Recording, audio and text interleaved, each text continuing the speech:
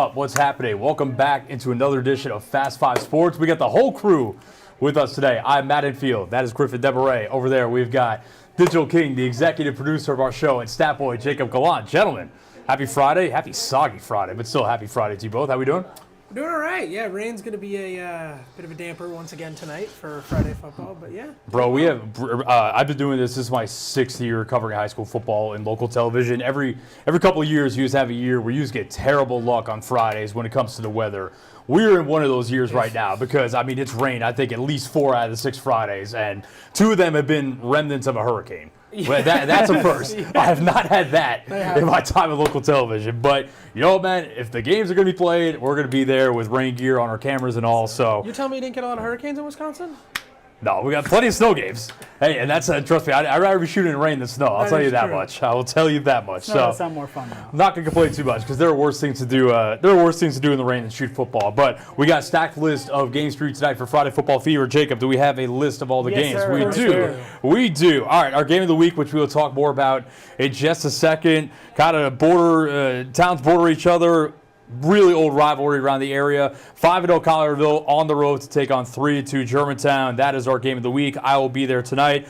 Stay in that same region. We have got the 1-4 Cordova Wolves traveling to Whitehaven to take on the 4-1 Tigers coming off. Griffin, you were there. Big time win on the road at Houston last Friday. Kind of legitimized themselves. A bit of a younger team, but big time win for the Tigers. Down in DeSoto County, we have it all. DeSoto County matchup between Olive Branch making the trip to South Haven to take on the 3-1 DeSoto Central Jaguars. Over at MUS, the Owls are playing host to 5-0 Ensworth. That's going to be a tough test for them.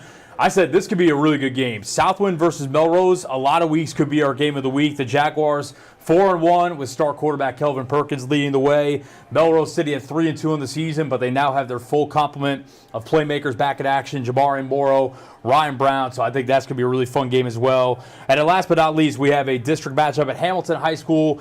4-1 Hamilton playing host to 2-3 Bolton. So that's the list of games this week. But like I mentioned, you're new here. You get it, though. Collierville, Germantown. We talked a lot about Germantown, Houston a couple weeks ago because they're both in the same town. But Houston's a bit of a newer high school. Germantown, Collierville goes back a long, long time. Obviously, the two towns right next to each other. So this is a rivalry with a lot of history to it. I jumped over to both high schools yesterday, talked with both head coaches, including Collierville head coach Joe Riccone, who played at the University of Memphis, but is from Collierville, played high school football at Collierville, and both him and Germantown head coach Sheed Robinson just talked about what this rivalry means and the buzz going into this game. Let's check it out. I'm from Collierville. I played in Collierville, and before Houston became a school, Germantown was the rival, and it still is. And so we're taking it that way, and this is one of those weeks that you kind of wish you played a game on Tuesday or Wednesday. We need the extra days of preparation, and glad we have it. But it's like, man, let's fast forward and get to this game.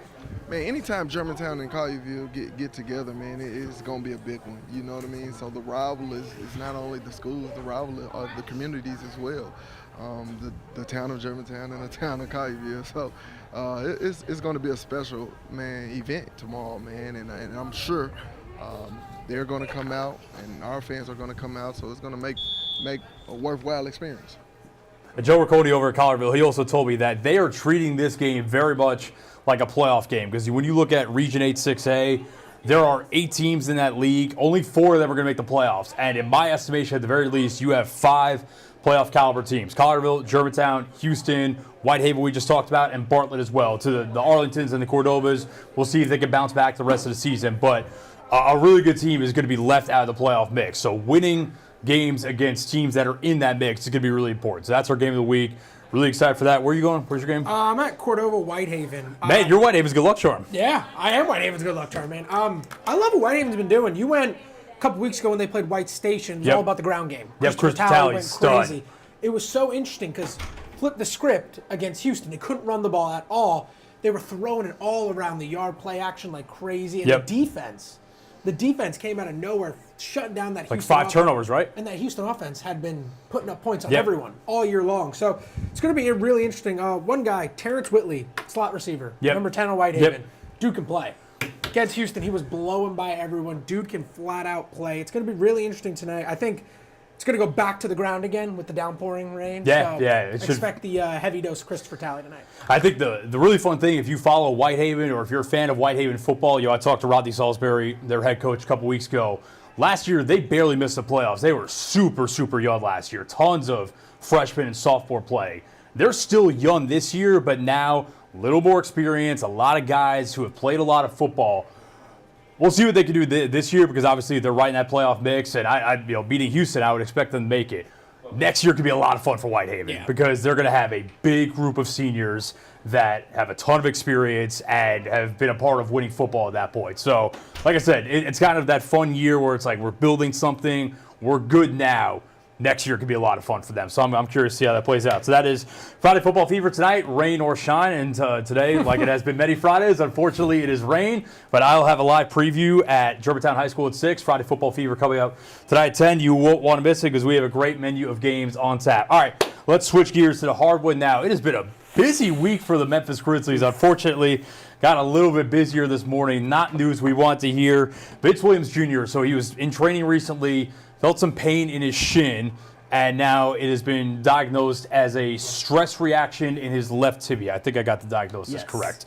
He will be reevaluated in 4 weeks, full recovery expected. So do the math. You don't have to do too much math here. 4 weeks from now, the season will have started. So if all goes well, you'll probably have him back for the second week of the season. So it's not the end of the world, but it's like, man, you thought this team could not have any worse injury luck after everything they went through last season. And the cruel irony of it is now we're going to this season, and the two breakout guys from last year, the two real bright spots, Gigi Jackson and Vince Williams Jr., have now been hurt before the season even starts, and both will miss the start of the regular season. So I don't know what the Grizzlies did to make the basketball gods angry, but clearly they got to change their mojo or something, because we can't have another season like we did last year when it comes to the injuries. No. I think that's what everyone is concerned about right now is reliving another season like last year. I mean, Vince Williams really came on last year. Very good player. He ended up starting 33 games last year because of all the injuries. I don't think going into the season people had a lot of expectations for him as a second-round pick, but he really showed up. Yeah. And 10 points a game, 37 from 3. Yeah. 37% from 3. That's Most likely was going to be a guy, big if impact. not starting this year, 6-man off the bench, most likely. So At the very least, just playing a key role, and I think he will eventually too. But yeah, Vince is, when you look at that 2022 draft class, it's not great for the Grizzlies right now. That was Roddy, Laravia, Kenny Chandler. Vince Williams Jr. is the prize of that draft class right now.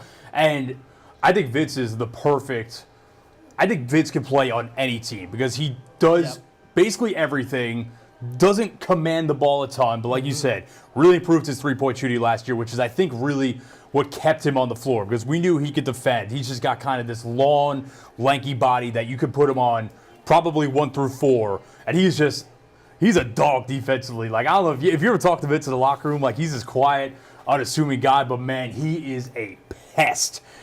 Kind of reminds you of a guy we're going to talk about in a second that used to play a lot of really good defense for the Grizzlies. But, yeah, man, I remember, like, Vince going at Luka last year, Steph Curry.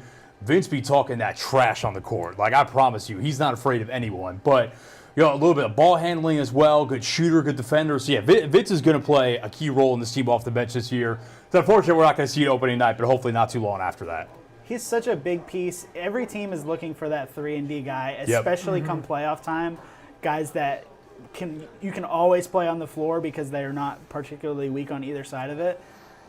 So, yeah, we're going to need him back soon because the Grizzlies are definitely going to need him, especially with Gigi out. Yeah. He was probably the first guy off that's the what I bench was going to say. without Start of the Gigi. season, it's going to be real interesting who plays that 3 stretch 4 type of role without Vince and Gigi. You could probably see. It's probably Jitty. Yeah. It's probably John Conchar. Yeah. Which, listen. My boy John Conchar, get more minutes. Let me say this about Conchar. I'm not saying Conchar is someone that should be the 7th man or the second or third guy off the bench like he was a couple of years ago. Conchar is a serviceable NBA wing. He's not. I'm not saying John Conchar is going to come in and light the world on fire. He's not as good as Gigi. He's not as good as Vince. But if you got to play John Conchar more extended minutes for a couple weeks, they'll be fine. John Conchar got a pretty sweet highlight tape, though. He can jump. Look it up. He's got some highlights. No, Anthony Davis The mixtape king. a couple of years ago. They'll be all right. But for them to reach their ceiling, they're going to need Gigi and Vince to contribute for sure. So at Gigi, I think we're looking at probably a December return is what it looks like now. But it must be said, this franchise, and I can't really blame them after the last couple of years, is notoriously cautious when it comes to injuries. So could be longer than that. TBD. Vince, Gigi, need them back for the long haul. And let's be honest, as long as, in the regular season especially, as long as the star power is there, Ja, Jaren, Dez, they're going to win a lot of games. They'll survive. They've been when those guys have been healthy, they've been a regular season wins machine the last couple of years. And in today's NBA, just got to get in. Yeah. Honestly. And the important And difference, avoid the play-in, but yeah. The important difference, Gigi needed surgery on his injury. No such deal for Vince. Yeah, probably just rest, I imagine. Medical game, too. It's just, right? Good call on that. So you want to talk about the most disappointing news of the week for sports fans of our age. Yeah. Derrick Rose, former MVP, former Memphis Tiger, former Memphis Grizzly for a bit of time last year. He's hanging it up. Yep. I think people around our age, maybe a little older than you, Griffin, sorry, but Me and you were on the same page, though. The memory of Derrick Rose, that MVP season was so special. Yeah. And he tears his ACL right after it. He's really never the same. No, because he suffered a knee injury right after that. I mean, people forget he got hurt in the playoffs in 2012 and then missed all of the following season, 12-13, and then suffered another knee injury and played 10 games in 2 years, which is tough. And you're right, he was never quite the same after that. I'll say it's kind of, especially in this city, it's kind of cruel that now I think two of the biggest what-ifs in basketball history were both point guards for University of Memphis, and Derrick Rose and Petty Hardaway. You think about guys like Grant Hill's probably up there. Tracy McGrady is someone else I was going to say, but certainly two of the guys highest on that list were both Tiger point guards. I'll say for me, even before the 2011 MVP season, growing up in the Northeast, pro sports really dominate. You could speak to this. Pro sports over college, and then when you come to the South, college kind of evens out a little bit. But for me, I think really the first couple of teams that really stand out to me watching college basketball is probably UConn 04, UNC 05, and then the 08 Memphis team. Like I remember that very clearly, and how dynamite Derrick Rose was, and how that was just a must-watch TV team. Shout out to a couple other guys from that team too.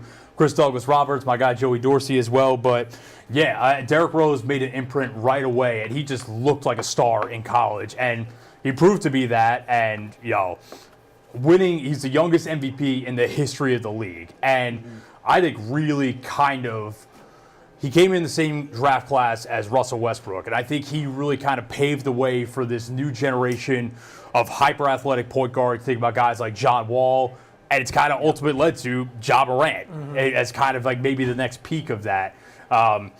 So I kind of wanted to see those two together more because obviously Ja was hurt so much last year, but you just see the respect that Derrick Rose had from the entire basketball community when he announced his retirement, and it speaks to the impact he had on the game. I'll say he was a pleasure to cover last year, man. Just such I've talked to guys like Jarvis Greer, and others that covered him when he first got to Memphis, and they talked about how quiet he was. He wasn't that talkative with the media.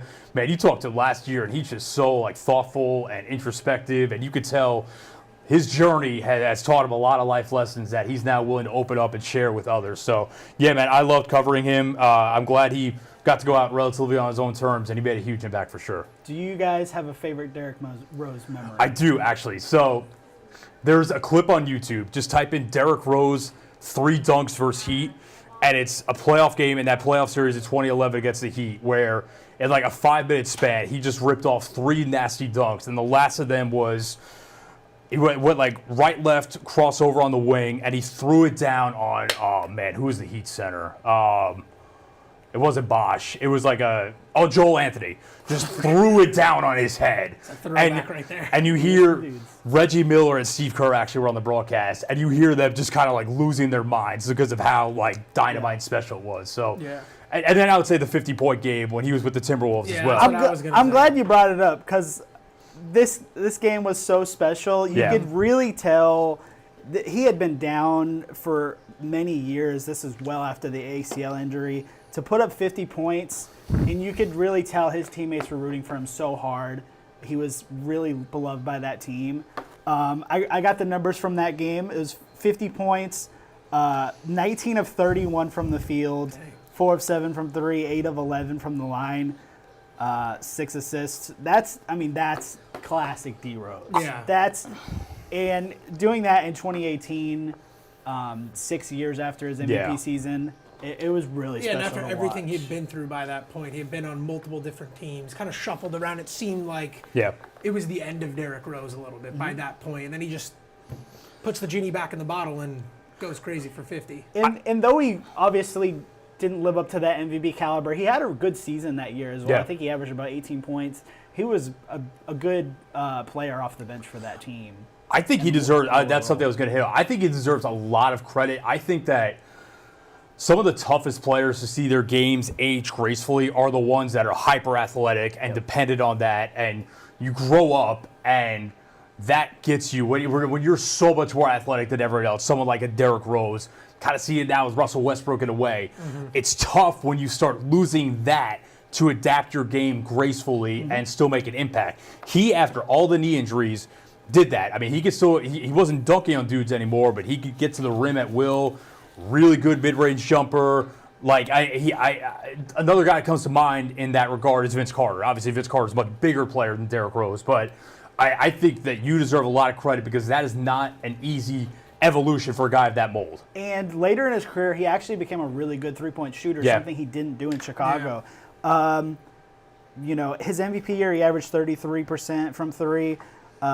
In Minnesota in 18-19, he averaged 37. He got up to over 40% later on. So he actually became a really good three-point shooter. We forgot one Derrick Rose memory. Which helped save the body. The game winner. The game winner gets the Cavs in the playoffs with them. The no reaction. That's a classic. That's a classic. Very memeable. So yeah, once again, man, just really a pleasure to cover Derrick Rose. It is kind of cool that his basketball career ends in the same place where he took the world by storm in Memphis, started a Tiger, ends at the Grizzlies. So I think he said that. And I ain't saying you're going to see Derrick Rose around town, but I think he said he wants to stay in the Memphis area because I know I think he's got a kid at Lausanne. So yeah, maybe he'll catch him around town. Who knows? Maybe at a Tigers game. Maybe at a Tigers game. I do really hope that the program and they have acknowledged him more over the last year. And as we get further away from 2008, obviously the violations that is what it is. But there's no deny he is an integral figure in that program's history and kind of the ambiance and the aura around the program. So I hope they could acknowledge him at some point soon. That would be cool. Hey, speaking of, we just mentioned, Vince Williams Jr. pest defensively, a dog on that end of the floor. Kind of reminds us of another guy that used to play first team all defense in a Grizzlies uniform, man. Shout out Tony Allen. He will be the next member of the core four to have his jersey retired in the rafters at FedEx Forum. That is going to be next March 15th against the Miami Heat, I believe. He'll be the third player in franchise history to have his jersey number retired, joining Zach Randolph, Marc Gasol, obviously last year. The fourth, I'm guessing there's one right behind him. Mike Conley and the Timberwolves, I don't think it's coincidence, are off that night. Yep. Mike made the trip to Marc Gasol's jersey retirement this last year. He literally flew in on a Saturday. They had practice. He flew into Memphis, was at the jersey retirement, and they had a really important game in Phoenix. He went L.A. to Memphis, and they had a really important game against the Suns on Sunday night, and he flew back for that. So I am guessing he will make this work as well. But take two on this. Obviously, take one didn't go all that well for reasons that are now taken care of on TA's part. But yeah, obviously, and I saw a tweet the other day that people born in 2006 or later are going to pull up his basketball reference page and his stats or whatever and say he didn't deserve this. You didn't watch. You are not. Tony Allen is the quintessential you had to be their guy. Yeah. Like embodied. His numbers do not tell the story. The heart and soul of that era of Grizzlies basketball. Oh, yeah. Can I fire off my hot take on Tony Allen? Sure. Yes. If he does not get hurt in the 2015 playoffs, the Grizzlies beat the Warriors that year. 100%. Here's my evidence to back it up. So the Warriors took game 1, right? Grizzlies took game 2, held the Warriors to 90 points. Steph was 2 of 11 from 3. All right? Game 3, same thing. Warriors score 89. Steph shoots 2 of 10 from 3. Game 4, TA gets hurt. He only plays 15 minutes. Steph shoots 50% of the field. Warriors win. Warriors win game 5. TA sits out. Game 6, he tries to play, only gets 5 minutes. Steph shoots 8 of 13 from 3. That's not coincidental. Yeah. That's correlation. The only pushback I'll give on that is, if I remember correctly, even with him getting hurt, a big adjustment in that series was Steve Kerr essentially put Andrew Bogut on Tony Allen, which meant that he was just leaving him alone in the corner, said shoot as many threes as you want. Bogut, you can play center field against, obviously, Zebo and Gasol. So that was a pretty key adjustment. But so I'm not saying you're wrong. I'm just saying I think there's more to it than, well, if you got hurt. But I can respect the take. I don't think it's solely off base. And Tony Allen's one of those guys who I'm not sure if he lives around here, but he's always around. He's always coming to different events. He's always hosting different events. I've covered different events where he's hosting them on Beale Street, things like that. So he's just a guy who came back with the Big 3 last year. Yeah. Oh, TA's around. Yeah, he's always just been still with the organization and just trying to do what he can. So definitely one guy who 100% deserves the recognition. Yeah, no, like I said, if you're pushing back, imagine like, is a Tony Allen like don't come at me for this. Just make it a comparison in terms of symbolism. It's like a Tony Allen, like Draymond Green comparison, like in a way. Yeah. Kind of makes sense. Where like the numbers don't tell the story, but the defensive grit and the heart and soul of the team. Yeah. Minus the kicking people. Yeah, again, don't cut me. I know Draymond might be the most hated man in Memphis. I understand that. I'm not saying. In terms of impact, yeah. Yes, yeah. In terms of like what they meant to like their organization, their team. I think that there's and role on the team. There are some similarities there. Where like if you told me that like Draymond doesn't deserve to have his number retired by the Warriors one day, I'd say you're an idiot. And same thing with Tony Allen. If you say he doesn't deserve his number retired and to be immortalized in Grizzlies franchise history, I probably think you're an idiot. But that's it. Okay, shout out to TA. Number 9 going to the rafters next March at FedEx Forum. All right, real quick, let's hit on this, and then I'll segue to a different conversation. Big deal for AutoZone Park. I don't know if you have the article up, but they have $5 million in renovations on the way, which is something that they've been saying they needed for a while. They've been gunning for that for a minute now. Yeah. And just now, listen, man. I've been to other minor league ballparks.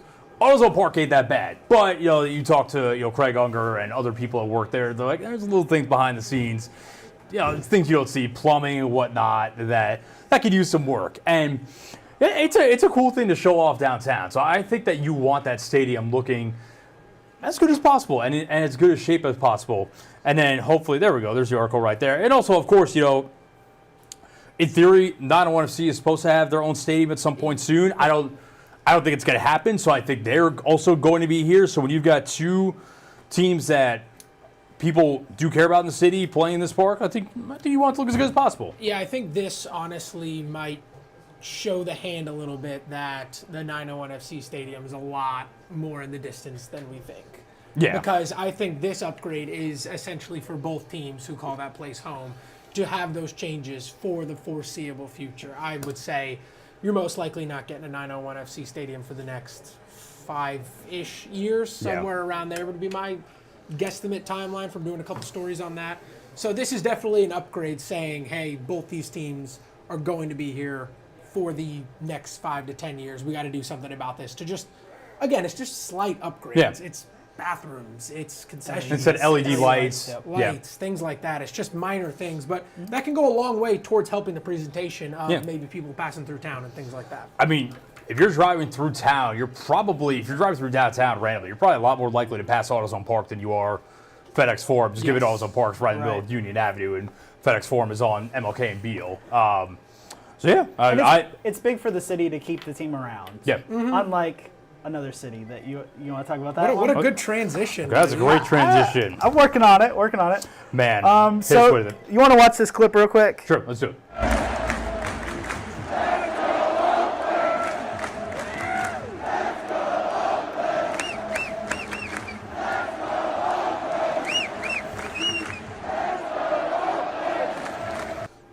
The last game at the Oakland Coliseum for the A's. The last game, probably that Coliseum, period, I imagine, unless something... No, they got like a soccer team that plays there. Do Because they? after Okay. the people were ripping out the chairs, the soccer team tweeted and said, hey, we need those. Okay. So, got a good laugh. Oakland Roots, yeah, because they're in the Western, or they play in USL with Memphis 901FC. So, yeah, that's tough, man. I feel really bad for just the sports fans in Oakland in general. They've lost in under 10 years. They have lost now the A's, the Raiders, and the Warriors.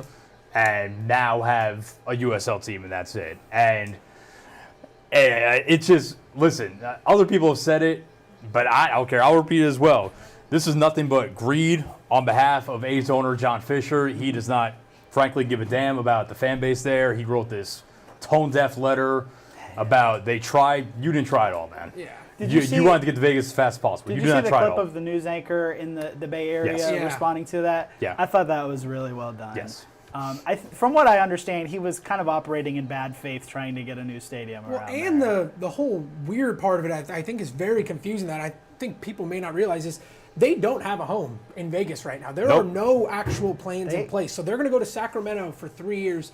And call me crazy, I think there's a realistic shot that they end up right back where they started. Just call me It would crazy. be I think that there's a would world be because crazy. there are no plans in place for that. And that stuff doesn't just happen. You can't just say, oh, you know what? Yeah, we're going to build this.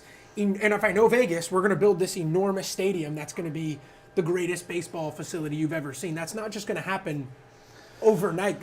That's an enormous project to undertake. And it sounds like this owner doesn't really have it all together, per se. From what I So- understand, the stadium in Sacramento where they're going to play the next 3 years is like not close to MLB level. Yeah, it's a Like, minor league stadium. probably worse than AutoZone Yeah, Park. it's going to be like AutoZone Park. It's a minor league park. Yeah. If they don't have $5 million worth of upgrades.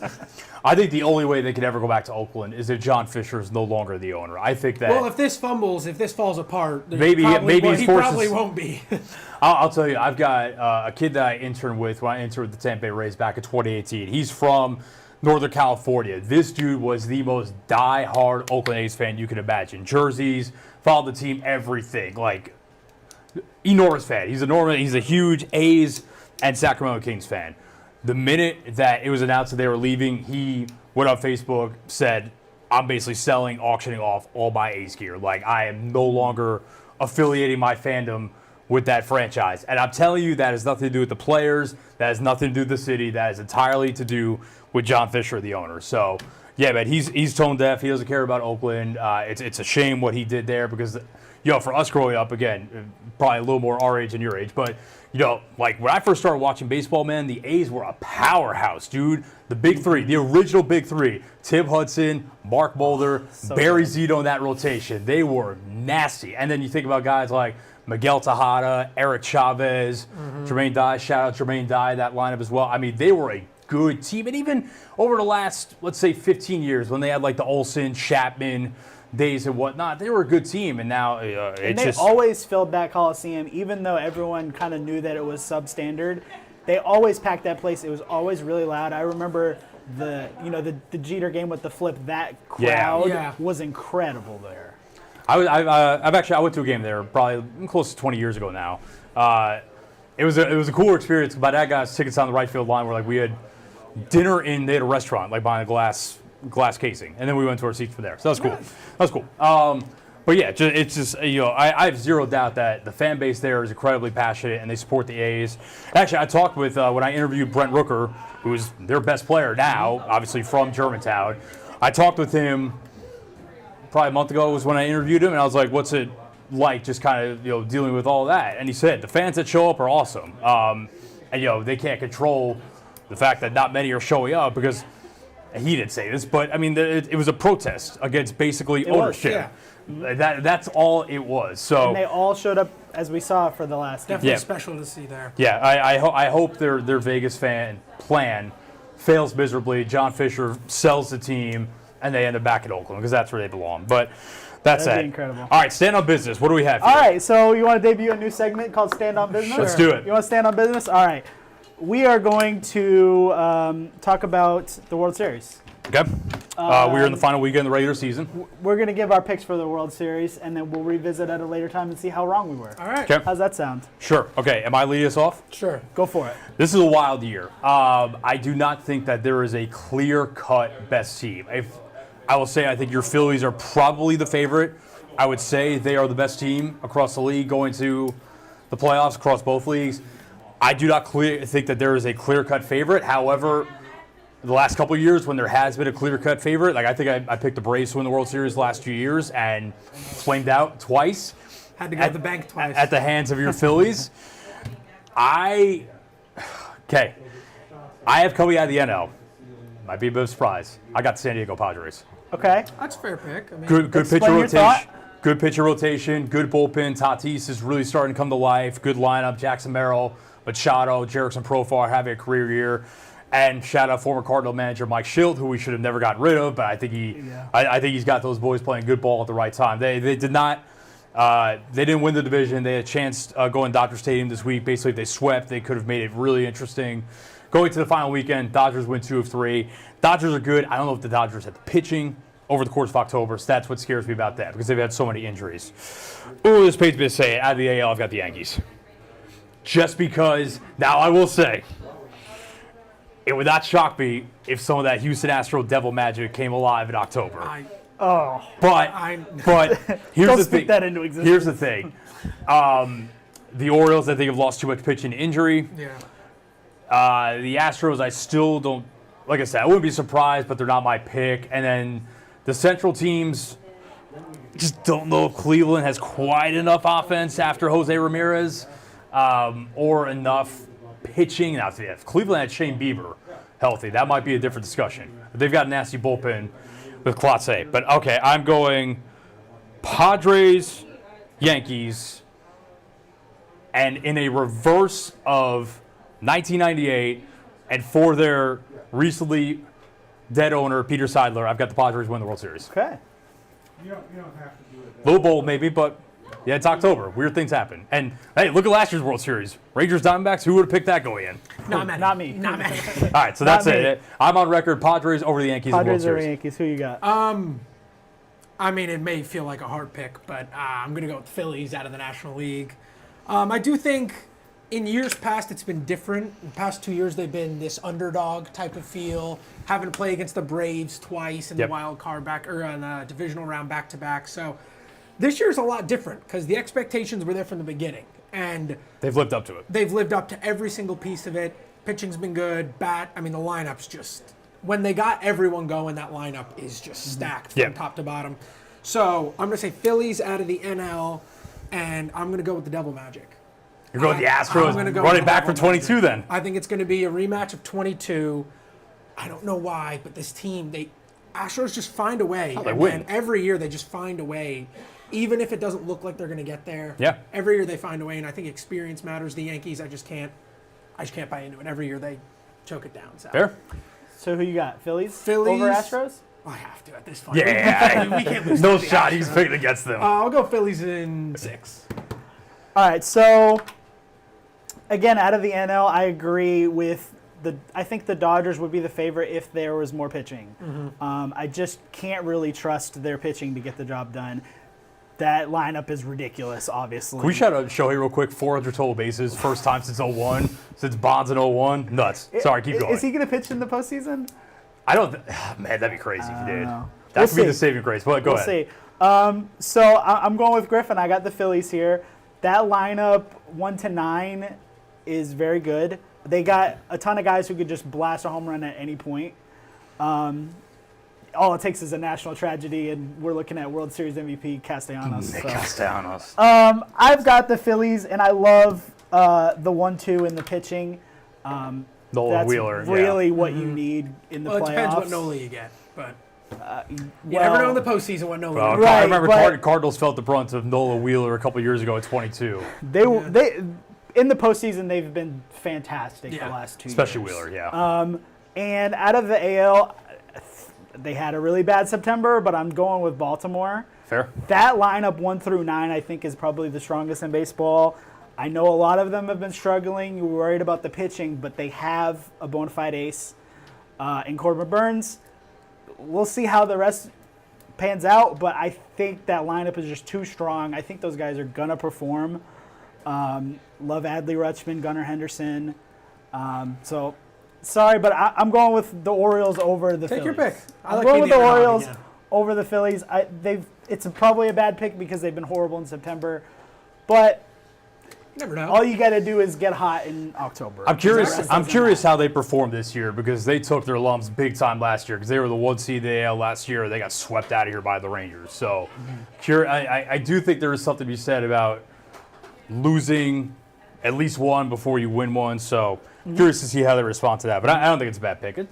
Brother, it is a weird month of sports. Anything can happen. It is very random is probably the wrong word, but there are a lot of different directions this thing can go. So and we still don't know the full playoff picture, especially the NL. I think all the AL playoff spots are now locked up. Yes. Shout out to the Detroit Tigers, man. What a run they've been on the last 5 weeks. Kind of reminds me a little bit of like the Cardinals at 11. I don't know if they're going to go all the way, but just in terms of pulling something out the bag at the last minute, because they've been so good. And the Royals too, man, because I mean they've been a fun young team all year, back in the playoffs for the first time since 2015, I think. It's been a while. It's fun to see all the offseason moves they made really pay off. Yeah. They signed a bunch of guys where you're like, well, he's pretty good. Yeah. But if you sign a bunch of pretty good guys, they went for it. Pretty I good agree. team all of a sudden. So It's amazing how that works. they didn't make any big splashes, but they kind of all panned out. Last baseball note, for all you Cardinal fans out there, if you have a subscription to The Athletic, did you read this article? I don't think so. From Katie Wu. Basically a deep I meant dive. to read that. Basically a deep dive into everything that's gone wrong with player development and how they ended up at this point. I know there are a lot of Cardinal fans out there. Worth the read. Check that out because it ain't pretty, but it's good to read. We're gonna hit on that either next week or the week after. Just what that team does next. We autopsy. got to talk about it. The autopsy, because there's an We'll autopsy. save that for another week, but it's not looking good. All right, hopefully we don't need an autopsy for the Memphis Tigers college football playoff hopes, but they definitely took a pretty big hit last week on the road at Navy. First loss of the season in the conference opener, 56-44 in a game where the Memphis defense just had nothing for the new look Navy triple option offense. Dude, I love the new look Navy offense. Man, they were throwing that thing over the yard. Yeah. And, listen, here's the thing. Here's what I said. I just kind of look at this thing big picture. I do think the FSU win probably gave Memphis one mulligan in conference play. It is not ideal to use up that one mulligan in the conference opener, but on the same time, we tend to forget that recency bias when it comes to that college football playoff discussion plays a big part in that. It does. And these committee members remember what they've seen more recently. So in a weird way, even if Navy doesn't turn out to be better than a UTSA or a Tulane, who Memphis plays both of them in November, in a weird way, it's probably better to get that loss. If you're going to have a loss, get it out of the way now. And then you got to run the table from here, though. You have to run the table from here to even give yourself somewhat of a chance. So it was tough, but I don't think it's over yet. No, I mean, I don't think it is either, and especially when it comes to Navy. You look at both Navy and Army this year. Both teams got something going. Both service academies are playing very, very good football. So there's a world in which that loss at the end of the year doesn't look as bad as I think Tiger fans think it does right now. Right now, you're thinking to yourself, we just lost to Navy. Navy is a 7-5 team every year who's not going to be good. There's a good chance Navy finishes the year 8-4, 9-3. I was gonna say crazy. I was gonna say, I mean, with the way they looked last week, is it crazy to say that maybe they could put themselves on the outskirts of this conversation? I mean, they get to the conference title, anything could happen. I don't think it's out of the question. No. Because I'm telling you, man, that offense looked really good last week. I mean, I've watched Memphis Navy for 3 years now, and last year it came down to the wire here at Simmons Bank Liberty Stadium, but Navy had no sort of pass game like they did last week. And 2 years ago, Memphis blew them out in Annapolis. So now, if you're Memphis, you are you got your eyes everywhere else. You got your eyes watching Boise State every week. You got your eyes watching Toledo every week now. NIU, I think, has played themselves out of the group of 5. UNLV. UNLV, that's a train wreck there. I think you don't even have to look at that. That'll take care of itself now. But I think those are the 3 big teams off the top of the head: Toledo, Boise State, Memphis. I think more important than looking elsewhere is looking inward and fixing that defense. Yeah, you got to win. Yeah, I guess you got to win first. That defense. Yeah.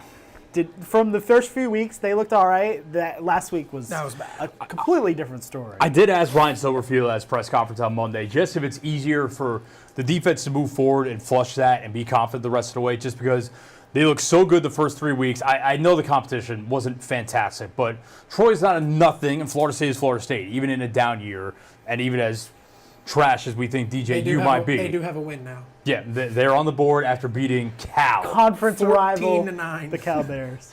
But, Navy is just so different than anything you're going to see the rest of the year. And I don't know, to be honest, like Jordan Hankins, defense coordinator, who we all sung his praises for 3 weeks, and he's got some flack after last week. But he said in his press conference he didn't have them prepared. To be honest, I don't know how you prepare for that, especially when they look as different and as evolved as they did last week compared to past year. You could run all the scout team you want. That's different, man. I mean, it's definitely hard to prepare for. I do think it is wild that you give up 500 yards of offense. Like, I get it's hard to prepare for, but at the same time, like, you have better guys. Yeah. You have better players than them. Blake Horvath looking like a young Josh Allen out there. I will say, any of you that are criticizing the Tiger offense, I saw a lot of people giving Seth Hennigan flack for throwing the game-sealing interception on the drive. Onside kick. Yeah. Shout out Memphis, because I mean, when Horvath ripped off that 90-yard touchdown with like 8 minutes left, I thought they were done because they were down 19 at that time, and that's a steep hill to climb, but they almost did. Also, the Kobe Drake 2-point conversion, I tweeted it. Some people disagree with me. I don't care. That's a catch. Like, we're losing the plot with what's a catch and what's not. That little bobble while his arms are still on the ball, to me, does not justify it. That's not a catch. But again, if you're blaming Hennigan or the offense, man, pump the brakes. They put up over 600 yards. I'm not saying Hennigan was perfect, but they are not the reason they lost that game. And they'll have a big bounce back this week. MTSU is not anything to write home about. Yeah. So. But do we have a line on that game? I don't know. But they host Middle Tennessee State tomorrow. Yeah. So if you want to look at the schedule for this week. Here we go. Okay. Middle Tennessee. How'd that get on the graphic? I don't know how that got there. Why are we skipping that last one? I'm not sure how that got there. So we got Middle Tennessee. We got hacked. So what are we thinking about Kentucky and Ole Miss, Griffin? Hey, I'll be there for that one. I'm sure. I think it's going to be raining tomorrow.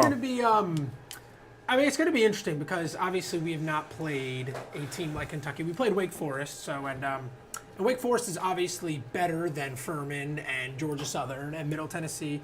But Wake Forest looks like they're going to be one of the worst teams in the ACC, which is already a not great conference. So Kentucky's definitely going to be a test. Kentucky defensively is much, much better than anyone Ole Miss has played throughout this season. They shut down that Georgia offense. Very, very impressive. But they cannot move the ball at all. And the Ole Miss defense is much improved this year. Quiet MVP has been Chris Paul Jr., transfer from the Hogs over in Arkansas. He has been a beast throughout the season. Defensively, I think is where you're going to really see this game play out. Can Kentucky slow down this high-octane, high-pace offense? And what defense do we get from Ole Miss? What team do we get? Because you don't know. That's the thing. You're 5 weeks in, and you have no clue what this team's actually going to look like when they play a competent opponent. I think the big question is, can Kentucky score enough to make it close? Because their offense did shut down Georgia. They couldn't score. Yeah, it looked like a typical Georgia. It looked like a typical Georgia game when Kentucky had the ball, and it did not look like a typical Georgia game on the other side. Week of rest, so they had a week to prepare. They're going to be juiced up for it. So we'll see if Ole Miss comes out hot. I think they will. I think the Rebs will come out. Lines at, I believe, 17. I see that being a maybe close game in the first half, and then pull away in the second half. I do think it's good for Ole Miss.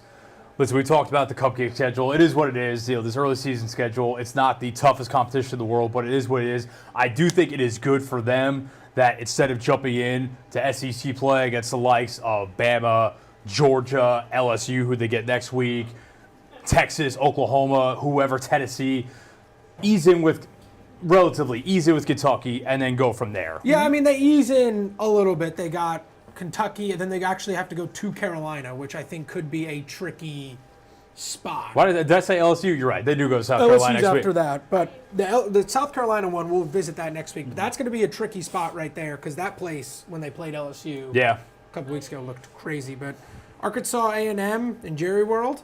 Hey, that was big last week for the Hogs, to win over Auburn in the Hugh Freeze just backing up the bus. So last week we talked about the loser of that game might turn into a downward spiral.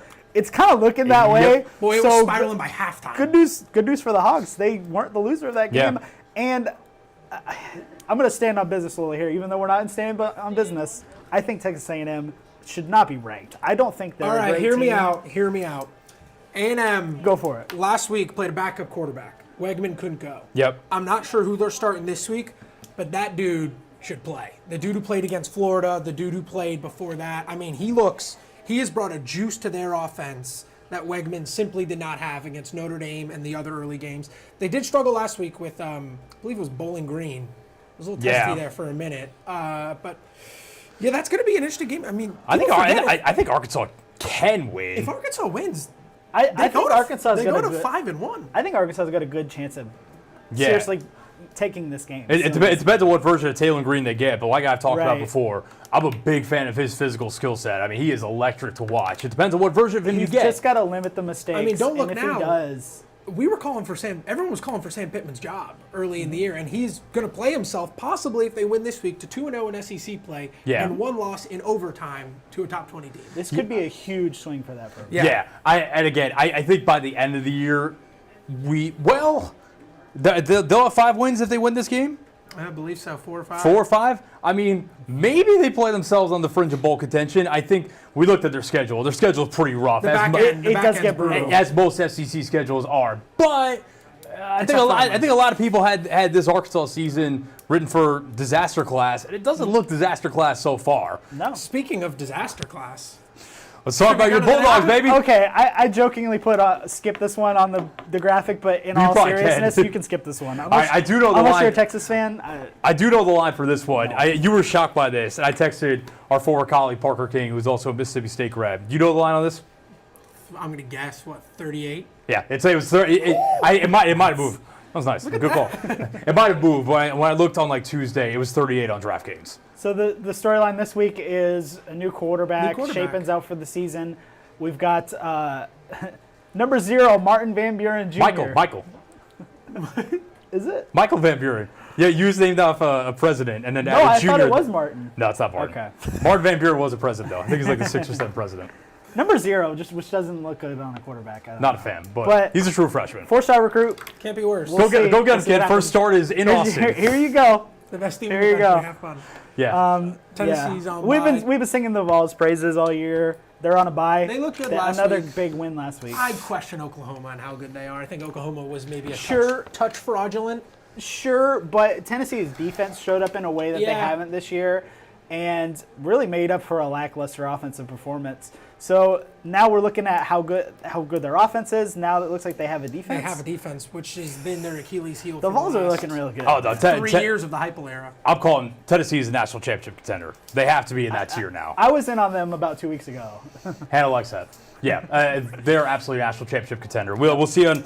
I'm in on them too. I think is Ole Miss still ranked higher in Tennessee? I believe they No. are. No, it's Tennessee. jumped 7 them. and 6, 5 and 6. 5 and 6. 5 and 6. Okay. Yeah, I still think Ole Miss is probably in that tier too, but we got to see them play competition to the level Tennessee has. Although I will say we were singing Tennessee's praises for that beatdown of NC State in Charlotte a couple weeks ago. NC State might not be good They don't either. look great. They're bad. Because don't they look got blown great. out by someone else recently as well. So, yeah, tough for them. All right, let's talk some NFL. We have Week 4 underway last night. Listen, man, so the Cowboys beat the Giants. Cowboys moved to 2-2. Giants dropped to 1-3. Listen, I'll just say it. I've been singing his praises for like a year now. I'm a Jets fan. I'm very much a Giants hater. I would never buy a Giants jersey, but man, if I was going to buy a Giants jersey, it would be Malik Neighbors because he is that guy. Also left the game late with a concussion. The Giants are going to kill him. Because, I mean, His target share is outrageous. I mean, the way they play him, they were running him in the backfield, kind of like Debo does, and he's not built like that. Like, he's not built like Debo to take all those hits. So I keep thinking about our Who's Cooked segment, the famous Who's Cooked segment. You said to fix Daniel Jones, just feed Malik Neighbors the ball 15 to 20 There's the times a game. solution. And they have. Yeah. So maybe Daniel Jones Don's watches looked the okay show. the last couple weeks. yeah, Dons hasn't been bad. His deep ball accuracy has been Malik atrocious. Neighbors is a dog, so that's really all that. I they love, need. it's kind of like, I think I talked about after Week 1, they basically lined Neighbors up outside most of the time and didn't move him around the alignment, didn't find creative ways to get him touches. Now they're doing all that. Now, especially because he played a lot of slot in college, and slot is an easy way to manufacture some touches on some slants, some shallow crosses, things like that. Get some free releases off the line of scrimmage. The alignment and how they've been using him the last couple weeks has been awesome. So, yeah, he got a concussion at the end of the game last night. Took to Instagram to update the people, said, all good. Thanks for the prayers. So they've got the mini bye, 10 days until they play Seattle. So hopefully he's all right. But, yeah, man, he's been the big 3 wide receivers in this draft class. Malik Neighbors, Marvin Harrison Jr. had a terrible week 1, but he's been awesome since then. And Robotunze had a breakout week 3, and he's playing on a sprained MCL. So all 3 of those guys look as good as advertised right now. So as good as advertised. your Green Bay Packers, man. So to preface this, I had 3 quarterbacks this last week who I wanted to talk about who had incredible games. Starters, Malik Willis. So last week, we talked about Malik Willis and how LaFleur's offensive plan really catered to him. I think this week, Malik Willis was just balling. He was slinging the ball. He was running all over the Titans defense. I was there in the stands. It was hot, but it was totally worth it to see Malik Willis. Revenge game. We got another kind of Will Levis meme out of it. Probably the worst of the 3. The worst of the 3, but he kept making mistakes that Malik Willis was not making. He looked genuinely awesome this week. Yeah. I think so. Let's hit on Will Levis real quick. Then we'll circle back to a bigger point. Mm-hmm. You were in the stands, and you saw what. I'm not going to say I'm a Will Levis apologist. I'm just saying you have to give him a full season because the good is really tantalizing. Like, he makes some throws that you're like, whoa. If he could just cut out the recklessness and the stupid turnovers and staring down corners like he did Jair Alexander on the pick 6, he could be good. But that's easier said than done. He did have a really nice throw to Hopkins that I think went for a touchdown. Yeah. But my takeaway was they had 2 touchdown drives in that game, and Malik Willis was he looked confident in those 2 drives. He was leading the offense. He looked great. One was right at the start of the game. It was like, oh, where's this coming from? And then everything else except those 2 touchdown drives, he looked terrible. The pressure was coming at him, and he just panicked. Yes. Yeah, sorry, you said Malik Willis at first. Okay, Will Levis. My bad. Will Levis. I get what you're saying. Yeah, Will Levis. Getting too excited. Yeah. So if he could get some consistency off of those 2 drives, which he looked really good on, he just looked bad the rest of the game, and the pressure was getting to him. The Packers were pressuring him a lot. He got sacked 8 times. Let me just say, too, Brian Callahan said after the game, he reinforced that Will Levis is going to be their starter moving forward. Heard that once before. But here's the bigger point. He's got to be your starter the rest of the season. The whole point of bringing in Brian Callahan and bringing in all these Calvin Ridley, Tony Pollard, Tyler Boyd, even if Tyler Boyd's not as good as he used to be. But still, the point is, you have good offensive playmakers. You brought in an offensive-minded head coach. The whole point of this season, to me, is to evaluate Will Levis and figure out, is this your guy or not? So benching him, what are you going to bench him for? Mason Rudolph? Like, to me, I get it. The Titans on paper this year, you say, if Levis explodes, they can win now and maybe be a playoff team. Guess what, man? You're 0-3. Like we talked about last week. Once you go to 0-3, your playoff chances are probably shot. The rest of this year at least needs to be figuring out if Will Levis is the guy or not. There is no point in playing Mason Rudolph. We know what he is. And to be honest, I think the Titans probably need to, unless Will Levis goes down a track like Zach Wilson in New York the rest of the season, which, as someone who watched basically all of Zach Wilson's games as a Jet, Will Levis might not be great right now. I promise you he's not that bad. Promise you he's not anywhere close to that bad. But unless he goes down that path and he needs some sort of reset at some point to get his confidence back or something like that, you play him the rest of this year, and I think you play him the rest of next year too, and then after next year is probably the pivot point. But there's too much talent, and you have invested too much at this point to say, oh, we're going to bench this guy after a bad first month of the season. You have to figure out what you have and if he's your guy for the next 5, 10 years or longer. So on the flip point, though, I do want to say one more thing just on that game. If you told me Matt LaFleur, if you had Matt LaFleur as the 4th best coach in the NFL right now, I would not argue. My big 3 is Andy Reid, Kyle Shanahan, Sean McVay. But Matt LaFleur, I've been singing his again, I covered him for a couple seasons.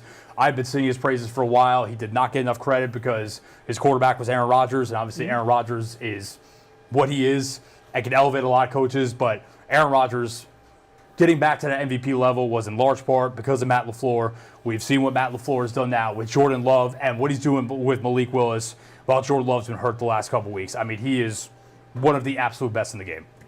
Real quick, the line on Malik Willis, 13 of 19, 202 yards, a 93 QBR. Will Levis, 15.8 QBR. I don't know if you guys saw Kevin O'Connell, the Vikings head coach, he was on, I think, the Rich Eisen show this morning, and he had a really great line, which I think is awesome, and it fits their situation, what they're doing with Sam Darnold in Minnesota right now. He said, organizations fail young quarterbacks much more than young quarterbacks fail organizations. I think Malik Willis is proof of that. I think Sam Darnold, what he's doing in Minnesota right now, is proof of that. So, yeah, it's awesome to see. I think the next guy you got on your list may have a say in that as well. Yeah, you're right. You want to hear this line? Andy Dalton against the Raiders The this Red week. Rifle. 26 of 37, 319 yards, 3 touchdowns, no picks. He didn't fail his organization. He was That's a lot. as of Sunday, he was the first quarterback in the NFL this season to throw for more than 300 yards and 3 touchdowns. And then Joe Burrow did it on Monday Night Football.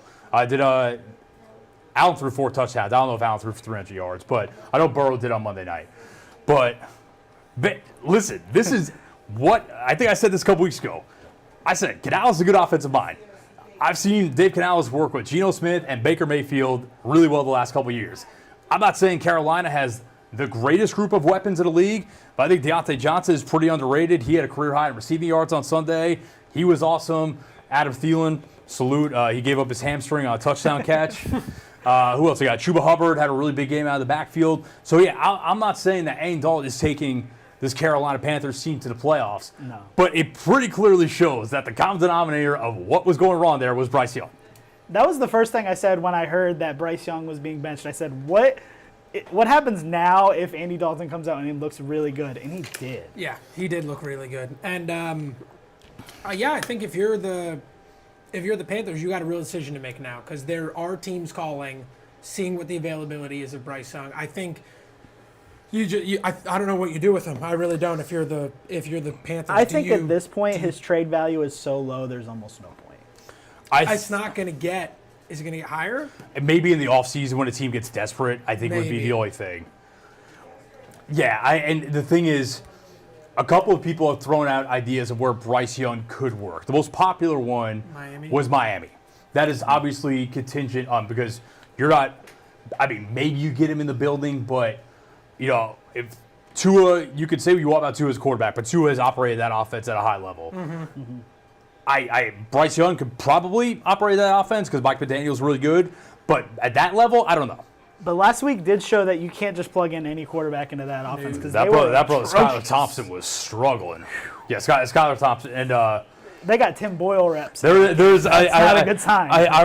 So you know things are bad. I hope Tua gets healthy, but as an admitted Dolphins hater, as an AFC East fan and the Jets, I heard a lot of flack from, I went to school in Tampa. I went to school with a lot of Dolphins fans. I heard a lot last season when we played the Dolphins on Black Friday and Tim Boyle did Tim Boyle things and just looked awful. So I'm happy they get the Tim Boyle experience this year. They could really enjoy that. 2-3 people at this desk have had the Tim Boyle experience. It ain't fun. Wait, your boys? No. Oh, that's right. Yeah, the Packers. Yeah. No, exactly. Yeah, I covered him there, and you would think that Boyle was the next great thing, which is why you don't believe everything when teammates are hyping up other teammates because Boyle went to Detroit even before he went to the Jets, and he was bad there too. So the last quarterback I wanted to talk about. Look at this graphic. Just look at this graphic. What in the world? So Jaden Daniels has 3 starts where he led his team on a scoring drive. Every drive except for kneel downs. 3 starts, 2 have been with that criteria. These 4 gentlemen who have had all right careers. Tom Brady, Patrick Mahomes, Drew Brees, and Peyton Manning. Yeah, combined. Not bad. In 1,094 starts. So that is from NFL and CBS. Shout out to them. I liked Jaden Daniels this week, 21 of 23. Outrageous. 254 yards, 2 touchdowns, and 39 yards on the ground with a touchdown. What I loved is, and I owe Cliff Kingsbury a halfway apology because I still need to see him more, but I think I said after week 1, way too many screens, way too many just Mickey Mouse short routes for a guy that was, other than his legs coming out of college, his best trait was his ability to throw the deep ball. Let him sling that thing downfield. And on Monday night, he did. He had the beautiful deep ball to Terry McLaurin in the first half, and then obviously the touchdown to Terry McLaurin as he's just getting his clock cleaned out. Just heaves it to the perfect spot in the end zone. And when you look at kind of the overhead view of where Terry McLaurin was when Jaden Daniels let that ball go. Ridiculous throw. Yeah. Dare I say that throw a little Favre-esque? Maybe. Yeah. Someone posted a side-by-side of him making that exact same throw last year at LSU against Mississippi State. Like, dude in his face gets rocked, drops it right in the breadbasket, back corner of the end zone. That He's was awesome. He's going to be a problem. If they get, incredible. again, it's going to be an interesting situation. You were talking about organizations failing quarterbacks. Yeah. That's an organization that has failed quarterbacks. A lot of them. Over and over and over. And a quarterback very similar to Jaden Daniels not too long ago was failed by that organization. RG3. Exactly. So, going to be really interesting. They have new leadership. There's new guys up front there, new coach, new everything. They've cleaned house. So, going to be really interesting what the Commanders do. You look at that NFC East. It's open. I think they're a legit Eagles playoff have not. contender. I'm an Eagles fan. The Eagles have not been pretty by any means of the word whatsoever. Dallas has been very vulnerable. Yep. Giants are the Giants. They're not going to be great. It doesn't look like so. I think Washington's a legit. Washington can make some noise. I think. I like Jaden Daniels a lot coming out of college. I think I told you guys. I remember watching Jaden Daniels in 2022 at LSU, thinking this guy's pretty good. And then started last season, starts tearing it up. I'm like, where is this guy on QB big boards? He was like QB9 at the start of the season. Fast forward 7 months, and he's QB2 in the draft. And I've been a big fan of him, even as big of a fan of him as I was coming out of the draft. I've been incredibly impressed. You watch him on Monday night, he is so poised and composed in the pocket, no matter what. Throwing on the move, using his legs when he has to. I think he's starting to get the memo when it comes to sliding because he's a little bit of a thinner frame, probably can't take too many hits, but I think they got one. I will also say, if you're on the internet arguing about whether the Bears should have taken him number 1 overall instead of Caleb Williams, touch grass. They are 3 weeks into their careers. Let it play out. I think they're both going to be studs. I think Caleb has shown a lot of growth so far. But Jaden Daniels, I think, is certifiably that dude. Dang, means I got to go touch grass. Are you on the internet arguing? All right, you guys want to hit trivia so we can get out of here around 3? Let's do it. All right. Our trivia this week is name some dudes. So we've got, so first question, Aaron Judge and Shohei Ohtani obviously having historic seasons. They've both got over 50 home runs, 125 RBIs. Judge almost has 150. Can you name the other 6 players with at least 35 home runs and 100 RBIs? Okay. Jose Ramirez. Yes. Okay. He's going to do a lot better than me. Brent Rooker. Correct. There we go. Shout out Germantown. He was the inspiration for this question. Juan Soto. Correct. Okay. I'm going to let him take it. Witt. One of your guys is on here. Bobby Witt. No. Kyle Schwarber. Yes. Okay. So that's at 4. That's 4. Okay. 2 more. 2 more. Let's go. Gunnar Henderson. No. Okay. It's actually a surprise. Mookie doesn't have 35. Hold on. I'll get it. Okay, so we've got No guesses, Griff? I don't No know who's rifle hurt one this out? year. I got no idea. Jordan? No, he doesn't No. have 35, does he? Can you give me leagues? 1 NL, 1 AL. 1 NL, 1 AL. Lindor? One, no, not Lindor. Can you give me a division in each? Both East. Both East. Does Bryce have 35? Hold on. Is it Alonso? It's not Not the Alonso. polar bear? It's not. Austin Riley play enough this year? No, he has played. Austin didn't really have a great year either before he got hurt. Man, this is tough actually. Oh, Ozuna. Ozuna from the Braves. Ozuna from the Braves. And then one more AL East guy would be Vladdy. Nope. Not Vladdy. It is Santander from the Orioles. Oh, duh, he's got 44. Yeah, he's had Yeah. a monster year. Yeah, I forgot about him. Cool, good trivia question. So that one was a shout out to Brent Rooker and the A's. Another shout out to the A's. So the A's have played in Oakland from 1968 to 2024. Can you name the 5 players who have played in the most games for that franchise during that time? This will be tough. And I'll save you some time. You're probably only going to get 4 of them. Okay. The 'cause most- one of them's going to be a dude we never heard of. Reggie Jackson. Reggie Jackson's on there. Okay. He's number A 5. Lifetime A. Just thinking of guys who played for the A's a long time. Dennis Eckersley. Not Eckersley. Raleigh Fingers. Not Rob. Okay. And will be the show legend. This is games played, so probably no pitchers. on Okay. there. All right. Canseco. No, Canseco was pretty close, Okay. but he's not in top 5. Big Mac. Guire. Yes, Okay. McGuire is number 3. Guire's number 3. Okay, because he played there, I think, like 12 or 13 years. Man. Okay. Are these all? Did any of them play there in the 2000s? Let me ask that. Yes. Okay. Eric Chavez. Correct. Okay. Number 4. Okay. You're missing number 1 and 2. Yeah. That's 2 tough. is the guy you're not going to get. 1. So you're saying I have a chance at 1? Oh, you should have already got him. Yeah. Oh, Ricky Henderson. Correct. Oh my God. Number 2. Look at there. Number 2, 4-time All-Star from the 60s and 70s, Sal Bando. I feel like I've heard the name Shout out before. Sal Bando. But yeah, How I would did we not forget guess that? that. All right, so this Derrick Rose question, Okay. inspired question. So Derrick Rose obviously won MVP in 2011. He was 7th in points per game that year.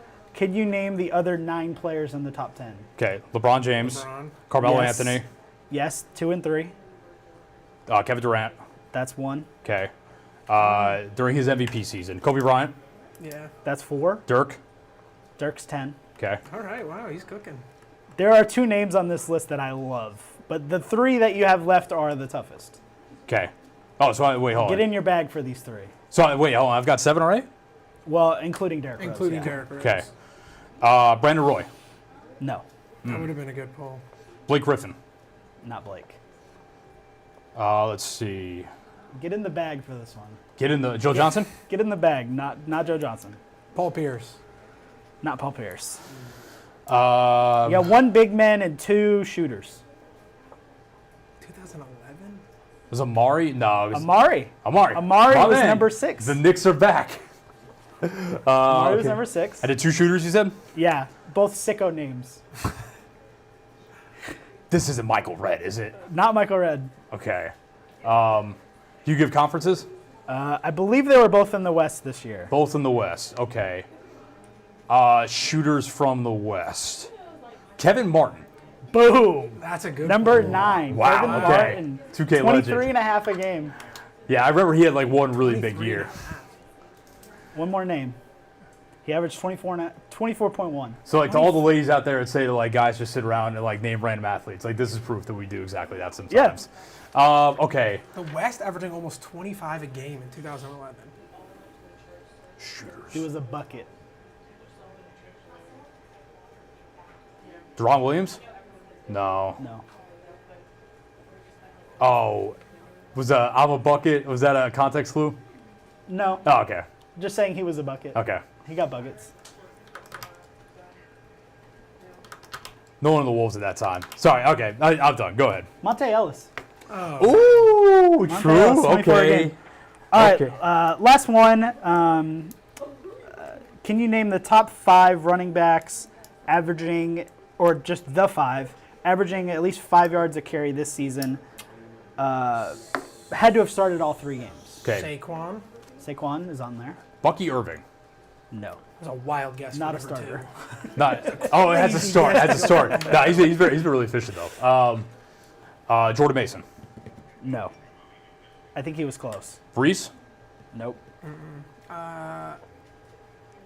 Running back. Kamara. No. Pacheco got hurt, so he did not up for 3. I don't think Bijan's averaging that many. There's a couple old guys on here. Derrick Henry. The source of this, Derrick Henry's averaging 5. Aaron Jones. Aaron Jones averaging 5.4.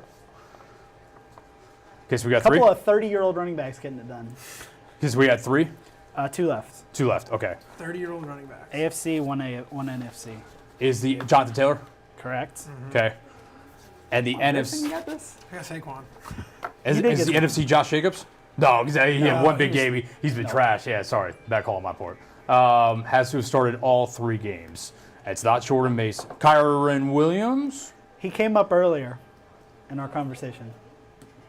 He came up earlier in our conversation in the NFC. James Conner. When did we talk about James Conner? I don't know. I wasn't in your. Oh, this conversation. I Not, think you were still in the conversation. not Brian Robinson. NFC. Evan NFC. Singletary. No, he had like 14 for like 24 last night. At least had 3, so I thought it was the week before. Hold on. Oh, Chuba Hubbard? Bang. Oh, There you go. All right. Cool. That was fun. That's That it. was a good couple Yeah. questions. I like that. That was tough. All right. All right, so we got to get out of here because I think the 3:30 crew is getting ready to take over the digital desk. So this is fun, fellas. We will do this every Friday. We will be back next Friday. Once again, keep an eye out. We'll be out there. I'll be out there soaking. He'll be out there soaking with me for Friday Football Fever tonight. We have a preview coming up at 6, and then full thing with all the highlights coming up tonight on Action News 5 at 10. Like I said, we'll be back next week. But until then, that is Jacob Gallant and Griffin Demaray. I am Matt Infield. We are out of here. See you later. You guys are gonna